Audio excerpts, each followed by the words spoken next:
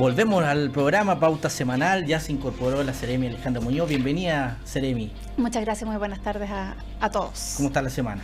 Bien. Semana media corta, entre comillas, por el feriado. Sí, pero sabes que yo no la sentí tan corta, porque igual estuvimos el 1 de mayo acompañando a los trabajadores rurales en Laguna Blanca. Así que también fue una jornada laboral entretenida, sí, acompañando a nuestro alcalde Ricardo Ritter, que nos invitó a pasar el 1 de mayo con sus trabajadores en una ceremonia bastante bonita, donde fuimos con el intendente, con la Seremi del Trabajo y Previsión Social. Estuvo también presente la diputada Sandra Mar. Así que estuvimos ahí en un acto conmemorativo del 1 de mayo. Qué bueno que lo aclares porque yo al menos escuché el otro día una crítica, entre comillas, al gobierno, porque en el acto central, en Punta Arenas, no había asistido ningún representante, pero aquí fue un enfoque de ir a otros lugares, ¿no? Sí, y ha sido uno de los ejes centrales del intendente José Fernández, de centralizar la región, y es por eso que ha realizado también gabinetes en las distintas comunas. Y como el año pasado ya el gabinete había asistido a Río Verde, este año quisimos asistir, acompañar al alcalde Ritter. Me imagino que el otro año será otra comuna a la cual acompañaremos a los trabajadores el 1 de mayo, pero ese es el espíritu hoy día del gobierno, que estemos en cada una de las comunas de la región. ¿No hay cierto temor de asistir porque hay otras autoridades también, están los gobernadores, qué sé yo, asistir a la ceremonia que organizan las organizaciones sindicales que son reconocidas? Mira, en esa situación te hablo por mí. Yo no recibí ninguna invitación a las actividades. Me hubiese excusado de no haber podido asistir, pero temor en ningún caso. Si nosotros hemos estado trabajando también con la mesa del sector público, con los dirigentes. El año pasado fue Cochler, el gobernador. Sí, el gobernador. Pero en ningún caso podría existir un temor por parte del gabinete. Si en el fondo los sindicatos también han sido bastante respetuosos en la expresión de sus demandas, han tenido reuniones tanto con la Seremi del Trabajo como conmigo, con el intendente. Hemos estado en las mesas de buenas prácticas laborales con la dirigente de la NEF, que es Doris Sandoval. Sin de verdad ningún problema en asistir a su actividad. La oreja entonces, porque si no invitaron las autoridades. Pero hablo por mí, yo hablo por mí. Me parece que no lo invitaron. Cuando yo fui Seremi Hacienda, prácticamente no me llegaban invitaciones para celebraciones como la del 1 de mayo. Ahora, es cierto también de que generalmente para los feriados el gabinete tiene que trabajar igual porque se despliegan actividades. Exactamente. Generalmente fuera de la ciudad, ¿cierto? En comunas rurales muchas veces, pero no siempre las invitaciones llegan, ese es el punto. Oye, y hablando de trabajadores, por cierto, la conmemoración del Día Internacional del Trabajador, esta semana también, desde el punto de vista noticioso, y vamos a entrar al tema, leí una noticia donde trabajadores de la empresa Aqua Protein habían sido desvinculados, empresa que está en Tierra del Fuego, y que de alguna manera vuelve a colocar en relieve el tema de estas leyes excepcionales o leyes de excepción, que lo que buscan no solo es generación de crecimiento económico, sino que principalmente yo diría que el espíritu de la norma era mejorar las condiciones de poblamiento, de calidad de vida de las personas que habitan en lugares extremos. Frente a eso le hago la consulta respecto a la noticia, y el gobierno frente a esa situación, ¿qué está haciendo? Mira, en cuanto a las leyes de excepción, hoy tengo entendido que hay una fiscalización que se ha continuado con el trabajo iniciado por el ex Seremi Cristian García. Hoy día se está dando continuidad a estas fiscalizaciones. Hoy día el área que contempla la ley Navarino está en la Tierra del Fuego, y ahí es donde se está poniendo el énfasis en esta oportunidad. Alrededor de 30 empresas más o menos están siendo fiscalizadas y, bueno, esperando que se cumplan con las normativas que requieren estas leyes de excepción. Si hay que fiscalizar, si hay que sancionar o si hay que clausurar, es parte del trabajo que se realice, y como gobierno tenemos que ir haciendo Ahí contextualizar antes, Cristian, para darte los datos. Tú manejas los datos más específicos, pero contextualizar. En la semana pasada acá estuvo Mario Olgueta, abogado representante de la Asociación de Industriales de Tierra del Fuego. Sí. Precisamente porque la semana pasada lo que marcó la semana del punto de vista era el informe de Contraloría, y lo que había unas denuncias ante Tesorería, etcétera. Pero desde el punto de vista de los valores, 43.000 millones de pesos es el monto del año pasado pagado en bonificación. Que 43.000, si lo tiende a comparar, es como 4 o 5 veces el Fondema, y además es casi cercano hoy día a un Fondo Nacional de Desarrollo Regional. Por lo tanto, no son una bonificación menor, es una gran bonificación. Pero además una bonificación, no es que se le devuelva dinero a las empresas, sino que el Estado les paga una bonificación de un 20%, entiendo, sí, a unas pocas empresas en general, la mitad creo que va a Nova, Austral, y la otra mitad a un conjunto de empresas medianas o pequeñas. Entonces yo hice un ejercicio, la verdad, porque he conversado con algunos empresarios de derecha que les resulta muy extraño este tema de las bonificaciones, porque es una suerte de dumping en la práctica, que tú estás ayudando a una empresa para que pueda competir en el mercado de forma artificiosa, y eso obviamente no va a mi entender, con un gobierno de derecha como el que nosotros tenemos hoy día. O con una postura liberal, más bien. Claro, entonces ya eso es extraño.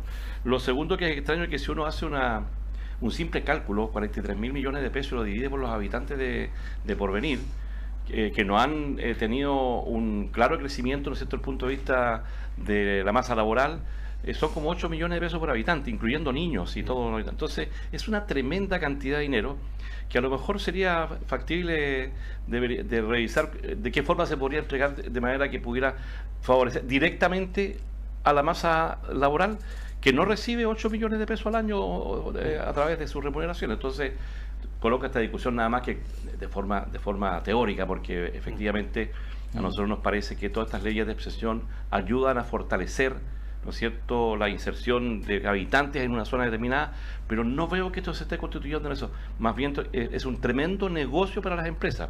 43.000 millones acá y 43.000 millones en el norte, porque estas empresas, yo lo que entiendo, tú quien lo tienes más claro, que exportan, entre comillas, hacia Chile sus productos, y allá después, cuando los exporten hacia afuera, reciben una bonificación de un 20% además por el IVA de exportación, o algo parecido. Sí, algo parecido. Y por lo tanto estamos hablando de 80.000 millones de pesos en total que el Estado le está entregando a este pequeño grupo de empresas. Y te falta el impuesto a la renta. Y además no pagan impuestos. Cuéntanos, porque veo también un informe, al igual que la semana pasada, sí, Mario Elgueta nos trajo un informe donde de alguna manera lo explicó y expuso su punto de vista. Claro, la curiosidad que el informe que él trajo era el informe 1082 del 2017, que era de junio del año pasado. Pero sin embargo, el informe que salió en estos días, que él anunció de la Contraloría, es el informe 707-2018 del 11 de abril del 2019. Lo voy a mostrar por favor acá a la cámara, a ver si es que se aprecia bien. ¿Sí? 11 de abril del 2019. Sí. O sea, está salido de...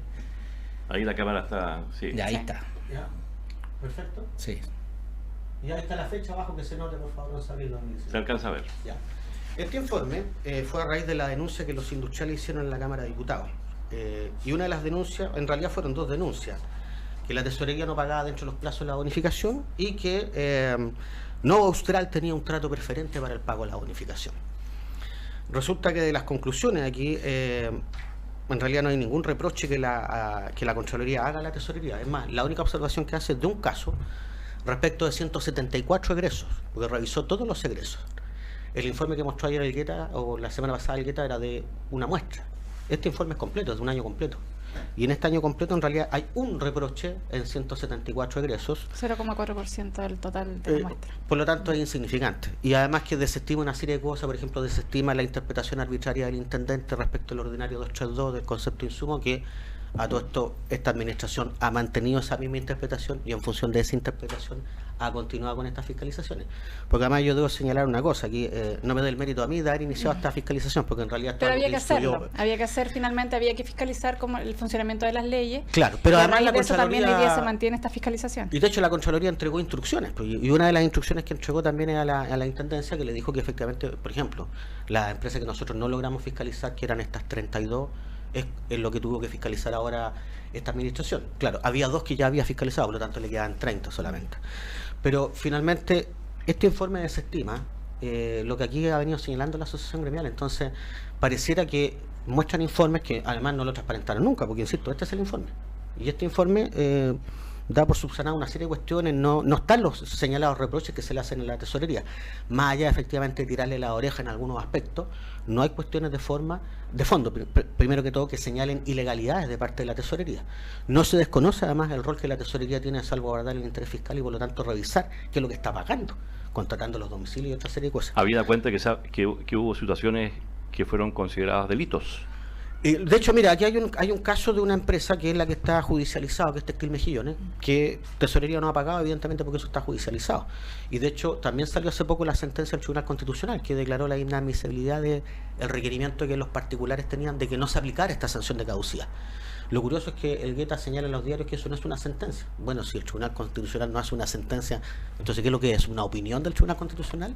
¿Es un parecer solamente del Tribunal Constitucional? Claramente una sentencia. Entonces yo creo que hay que precisar algunas cosas. Es cierto, mira, si aquí hay una cosa que es cierta, aquí el Estado de Derecho tiene que imperar. Y la administración de turno no es que le guste o no le guste la ley Navarino. Tiene que fiscalizar que se cumpla. O sea, claro, Exacto. No es una obligación del Estado. Claro, no es deliberante. Entonces tiene que fomentar la política, evidentemente, que se instalen más empresas, pero que se instalen cumpliendo las normativas, y fiscalizar las que están instaladas para que sigan cumpliendo la normativa. No es nada más que eso. Ahora, claro, particularmente hay otras contingencias que no tienen mucho que ver con eso, con esto, digamos, que el caso de Aquaprotein, que por razones de mercado, finalmente, y a lo mejor conocer la ley Navarino, la empresa tiene que desvincular trabajadores igual por otras razones, pero no tiene que ver con que se le esté atrasando no el pago de la bonificación. De hecho, esa empresa no está en la asociación. Nos quedó claro que eran 11 empresas, de muchas más las que están en la asociación, pero de alguna manera se fundaba como que aquí había una arbitrariedad en el retraso de pagos. Al menos a mí me quedó eso claro, y por lo que dices tú, en realidad es un porcentaje ínfimo de 0,4%. La ley Navarino llega hasta el año 30. 2035. 35, o sea, todavía queda mucho por... La modernización tributaria se extendería hasta el 2035. No, es que ya está hasta el 2025. 2035. Lo que hace la modernización tributaria es adaptar el sistema integrado que se pretende instaurar, ¿cierto?, a la legislación de la ley Navarino, pero no hay cambio en realidad sustantivo, simplemente adaptar un sistema al nuevo sistema, nada más que eso. En ese sentido, ¿el gobierno está tranquilo frente a este cuestionamiento de los industriales? Con este informe, me imagino es que claro, cuando ya la Contraloría se pronuncia y estipula que es un mínimo porcentaje el que tiene algún tipo de conflicto, obviamente que nosotros nos sentimos tranquilos en cuanto a que se está también haciendo el trabajo de la fiscalización. Hoy día, como te decía, 30 empresas están siendo fiscalizadas por Hacienda, Tesorería, para poder llevar a cabo esta ley como corresponde. Así que, pero de todas formas, todas las leyes son perfectibles. Si hay algo que haya que modificar, eso se modificará. Pero hoy día se está haciendo el trabajo de fiscalización para que todas las empresas cumplan con la normativa vigente. Con una salvedad, que como esta empresa tiene un contrato ley, o un contrato, tienen que cumplir con el contrato que tienen con el Estado. Por lo tanto, las modificaciones legales a ellos no la alcanzan, salvo que se cambien a un nuevo contrato. Exacto. Si es que hubiese que modificar, tendrían que cambiar el contrato que tienen con el Estado. Y frente al tema que se ha discutido respecto a este riesgo de un aumento en la cesantía en la región, hace un tiempo atrás también acá estuvo la Seremi, nos comentaba que había una mesa de trabajo. ¿En qué va eso? Porque aparecen estas ¿Hablas de Mina Invierno? Mina Invierno, el caso de acá. Lo que pasa es que, claro, pueden ser 10 personas las que están desvinculadas, pero en una comunidad con Porvenir son 10 familias y el impacto es mayor. Entonces, ahí... son 17. 17, o sea, el impacto no es menor. Entonces, frente a esta situación, lo que está anunciado ya incluso por la gerencia de la Mina Invierno que habrían desvinculaciones. Entonces, frente a eso, es un cuadro un poco alentador a nivel regional. Sí, nosotros el año pasado, en julio, cuando yo asumí el cargo, nos conformamos una mesa de trabajo con 6 o 7 sindicatos de Mina Invierno. En ese tiempo, el trabajo estaba enfocado en la aprobación o no de las tronaduras, ¿cierto? Porque estábamos en esa incertidumbre en aquel entonces, donde también se veían amenazadas las fuentes laborales. Que eso se resolvía en Santiago, en realidad. Exactamente, en el tribunal ambiental. Entonces, nosotros obviamente no nos podíamos meter en la decisión que tomara el tribunal, no obstante tendríamos que estar ya preocupados y ocupados de lo que podría pasar con los trabajadores, con las fuentes laborales. Y en ese sentido estaba también la Seremi del Trabajo y Previsión Social, trabajando en ver la posibilidad de hacer cursos a través de CENSE, verificar si había alguna otra fuente laboral que se pareciera a la que tienen, porque en el fondo las condiciones laborales que tienen ellos hoy día en Mina Invierno son condiciones que están por sobre la media de cualquier trabajo en cuanto a los sueldos, las bonificaciones, los beneficios que tienen. ¿Tiene información respecto de la masa laboral en ese caso? ¿Cuánto es la que realmente reside en la región? porque por a rato es como una discusión, que hay mucho trabajador que viene en rol, pero que no vive acá. Es flotante. Que no es el mismo impacto de aquel que reside acá, que tiene su familia acá, claramente el impacto es diferente. Entonces, en ese sentido, en estos análisis de cómo se puede enfrentar esto, pensando en reconversión laboral, ¿hay alguna cifra, algún Mira, número? el miércoles nosotros vamos a reactivar esta mesa porque la verdad es que cuando se aprobaron las tronaduras y después vino el cambio de administración de María Teresa a José, esto quedó como en stand-by. Y estaban aprobadas las tronaduras, entonces teníamos una pseudo tranquilidad también de que los trabajadores habían conservado también su fuente laboral. En paralelo, a nivel central hay una mesa también de descarbonización en la cual ellos habían solicitado participar y se hicieron las gestiones para que ellos pudiesen participar de la última mesa de descarbonización, porque esto finalmente no va a ocurrir ahora probablemente, pero en unos años más sí o sí el carbón ya va a eliminarse de nuestro país. Entonces, vamos a reactivarla, como te digo, el próximo miércoles con la Seremi del Trabajo y otros sectores más del gobierno, para poder ver en qué situación se encuentran hoy día con la medida cautelar, que entiendo también están súper preocupados los trabajadores, y en ese sentido nosotros ya nos ponemos también en la alerta porque no queremos que hoy día las cifras de empleo, que en Magallanes son bastante positivas, pudiesen verse afectadas por esta situación que presenta hoy día Mini Invierno. Yo la verdad quiero expresar a través de este medio también que no he dejado de estar permanentemente en contacto con la Seremi del Trabajo para ver en qué situación se encuentra en invierno desde que salió la medida cautelar. No ha dejado de ser una preocupación para las autoridades, y por lo mismo, y a raíz de las solicitudes que han hecho los sindicatos, también se va a reactivar la mesa, y si lo hubiesen hecho antes, se habría tal vez reactivado antes. Claro. Tal vez hay una autocrítica por parte nuestra de no haber sido proactivos en mantenerla a pesar de que se habían aprobado las tronaduras. Alejandra, me disculpa. Por favor, Eduardo. Comentabas tú que esta ha sido una semana interesante para ustedes y movía una serie de leyes. La que comentamos un poquito de antes es este proyecto de modernización laboral que tiende un poco a la flexibilización, ¿no es cierto? Adecuar el rol de la familia. Adecuar la jornada para mejorar la calidad de vida en general de los ciudadanos. ¿Qué opinión tiene usted?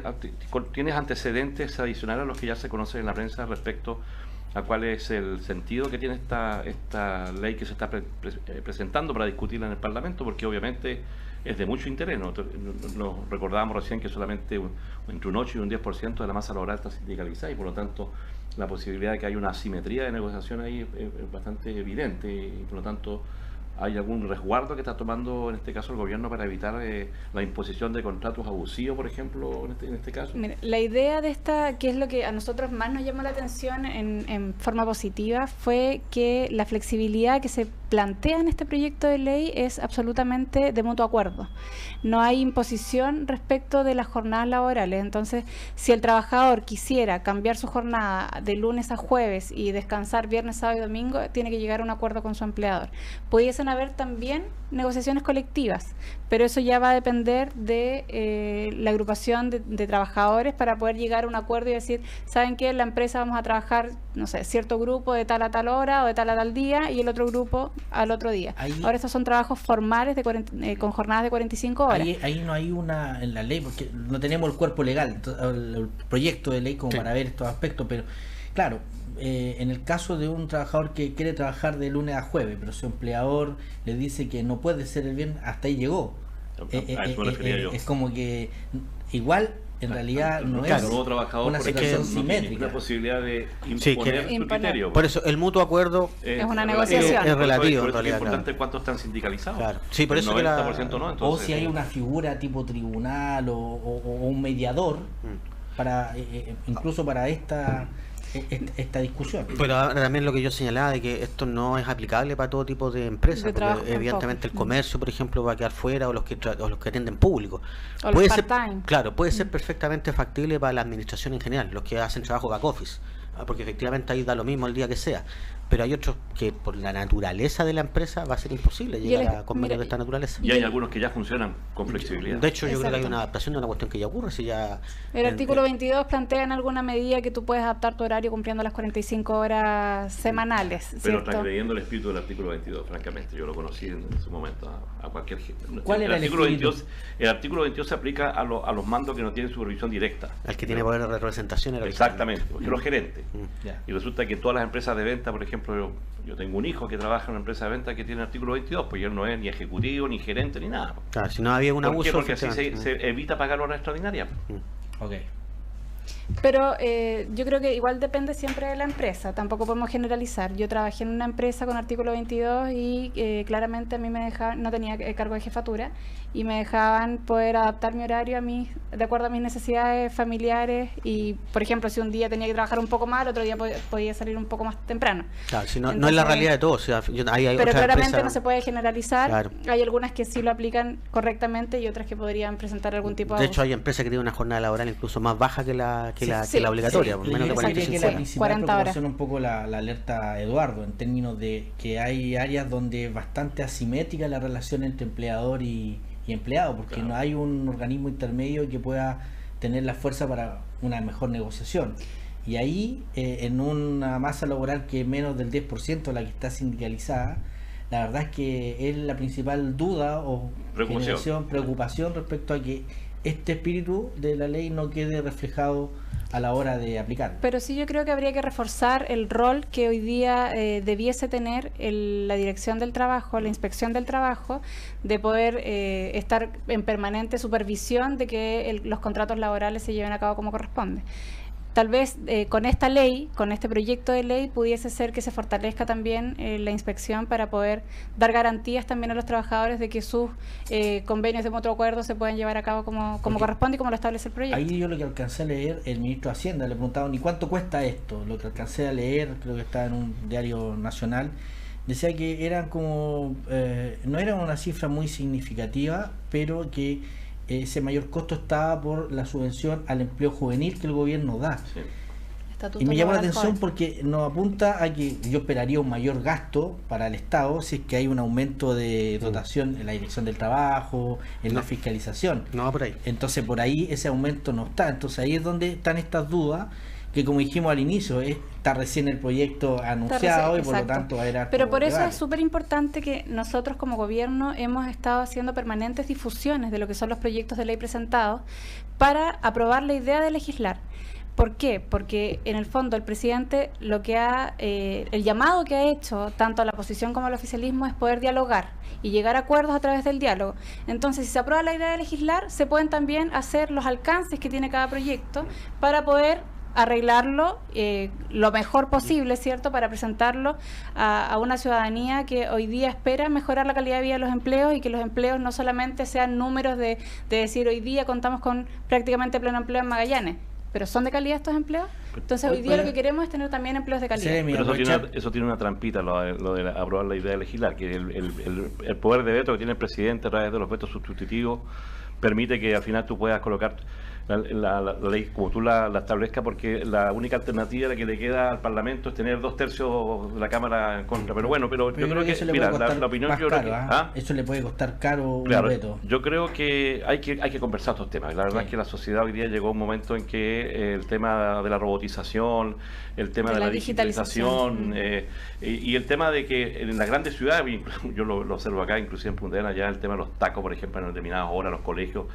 implica que efectivamente las empresas van a tener que ponerse más creativas. Y Pero el además llamado está en el general. teletrabajo, el call center, entonces hay Exactamente. otras Entonces hay que formas de... sentarse a Exacto. conversar. Por eso, pero en general este proyecto va enfocado principalmente a beneficiar a aquellas madres que se tienen que quedar con sus hijos en la casa, a aquellas personas que tienen que cuidar enfermos, familiares enfermos, personas con discapacidad o movilidad reducida, adultos mayores que podrían tener mayor flexibilidad para poder tener también un ingreso a su grupo familiar. Y a los padres que se quedan, Oiga, que se quieren quedar a cuidar a los niños. yo También, propongo algo, también, Seremi, hombres y mujeres, a- equidad de a género. tratar de comprometerla, porque quizá este tema da para mucho. A una semana más vamos a conocer más información.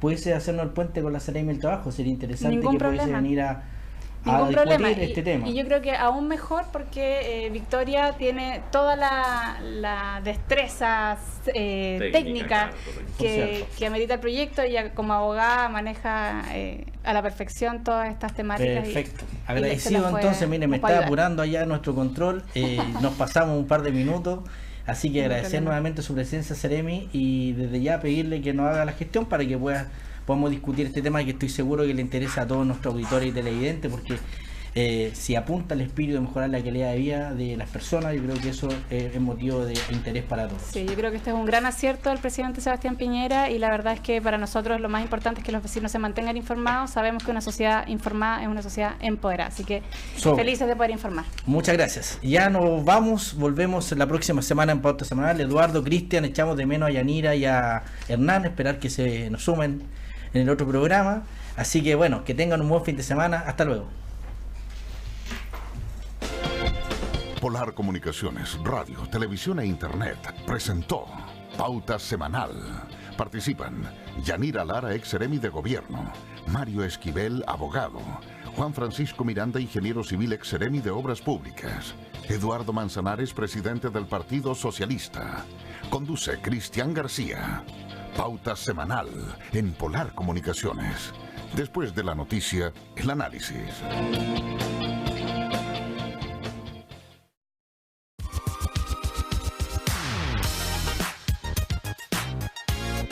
¿Quiere comprar una carcasa de celular o tablet? ¿Alargadores, audífonos, batería, parlantes, chip o hacer una recarga? Ahora una nueva alternativa.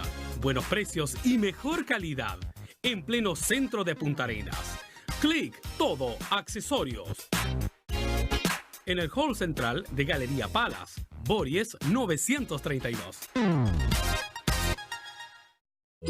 Comienza el plan de alfabetización Contigo Aprendo, el programa de educación para todas las personas que quieran aprender a leer, escribir y alcanzar el 4º año de educación básica. Es totalmente gratis y las clases se dan en locales cercanos a tu domicilio o trabajo. Si fuiste menos de 4 años a la escuela y tienes más de 15 años, puedes inscribirte en las oficinas del Ministerio de Educación de tu región. Para mayor información, llama al 600-600-2626. Recuerda, 600-600-2626. Chile lo hacemos todos. Ministerio de Educación, Gobierno de Chile.